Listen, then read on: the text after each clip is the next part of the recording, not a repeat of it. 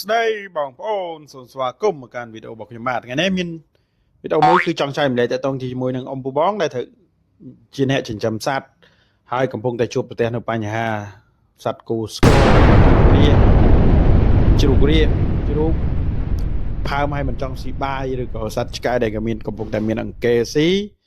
បងប្អូនអ្នកគ្នាអាចតំណងសាកសួរព័ត៌មានឬក៏ប្រឹក្សាយោបល់អំពីវិធីសាស្ត្រនៃការព្យាបាលឬក៏ដើម្បីដោះស្រាយនៅបញ្ហា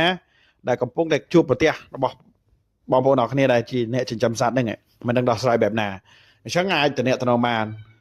ជាពិសេសនៅរដូវនេះគឺយើងកំពុងធ្លាក់ភ្លៀងកបីអីងាយនឹងកើតផ្ទុះជំងឺតើយើងត្រូវប្រើប្រាស់វិធីសាស្ត្របែបណាដើម្បីការពារនៅសត្វក្របីរបស់យើងជ្រូកឆ្កែគោមាន់ទាទាំងអស់ដែលបងប្អូនអ្នកគ្នាកំពុងតែជួបប្រទះបញ្ហាអាចដោះស្រាយបានអាចតំណងមកសាកសួរព័ត៌មានបានដើម្បីឲ្យការចិញ្ចឹមសត្វរបស់បងប្អូនអ្នកគ្នាកាន់តែល្អប្រសើរហើយបងប្អូនអ្នកគ្នាត្រូវការកំងថ្នាំក៏មានដែរបាទសូមអរគុណសូមគោរពលា